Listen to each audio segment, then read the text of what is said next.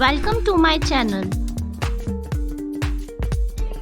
Hello everyone, क्या आप जानते हैं कमिंग फ्यू इयर्स में स्पेस टूरिज्म स्टार्ट होने जा रहा है और इसके लिए आपको किसी ट्रेनिंग की ज़रूरत नहीं है, ना ही एस्ट्रोनॉट बनने की ज़रूरत है। इसे पॉसिबल बना रहे हैं 3 लोग। पहले हैं रिचर्ड ब्रैंसन, जो कि वर्जिन ग्रुप कंपनी के ओनर हैं और इनकी स्पेस टूरिज्म कंपनी का नाम है वर्जिन गैलेक्टिक। सेकंड है जेफ बेजोस, जो अमेजॉन कंपनी के मालिक हैं। इनकी स्पेस टूरिज्म कंपनी का नाम है blue origin. And last third है इलॉन मस्क, जो टेस्ला मोटर्स के सीईओ हैं। इनकी स्पेस कंपनी का नाम है स्पेस एक्स। जेफ बेजोस और रिचर्ड ब्रैंसन में ये कंपटीशन भी हुआ कि कौन दुनिया का पहला आदमी होगा जो अपने बनाए रॉकेट में स्पेस में जाएगा। Initially, Jeff Bezos plans to ride his own rocket into space in 20th of July.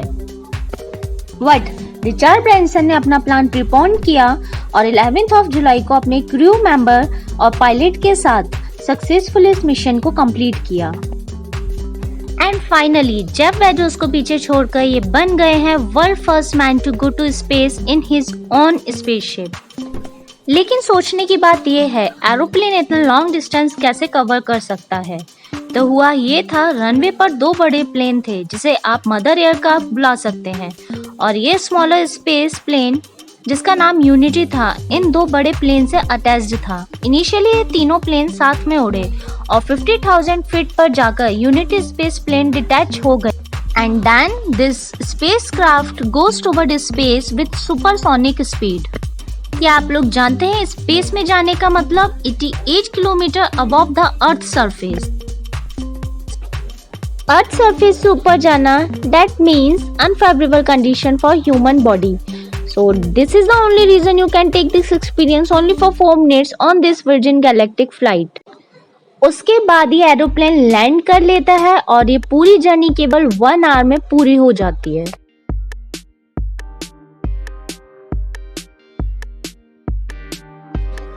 लेकिन जेफ बेजोस की स्पेस कंपनी ब्लू ओरिजिन ने ट्विटर पर इसका मजाक भी बनाया, क्योंकि रिचर्ड 88 किलोमीटर हाइट तक गए थे।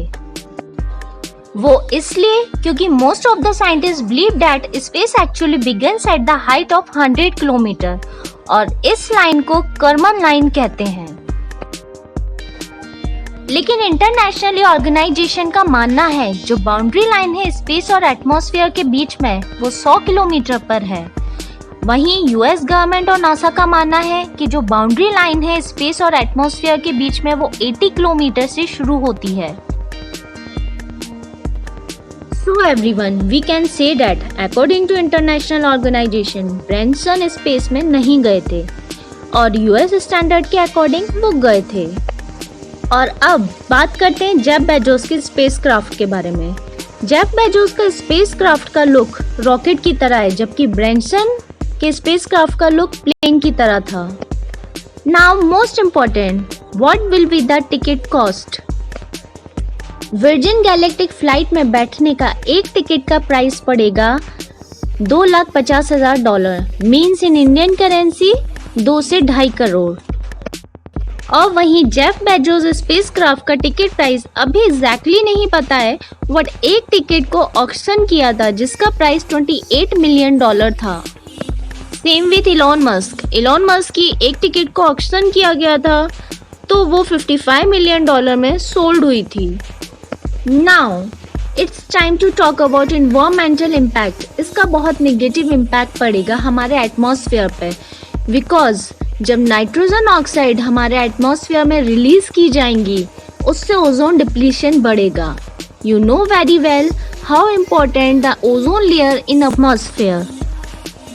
और दूसरी सबसे महत्वपूर्ण बात, जब ये रॉकेट जमीन से उड़ते हैं, then it generate so much heat, जिससे जमीन पर ओजोन ज़्यादा बढ़ जाती है, जो बहुत खतरनाक है। तो एवरीवन, ये कुछ फैक्ट्स थे अपकमिंग स्पेस टूरिज्म प्रोजेक्ट के बारे में। और तक आपने मेरा चैनल सब्सक्राइब नहीं किया है तो please do consider to subscribe my channel. Thank you very much.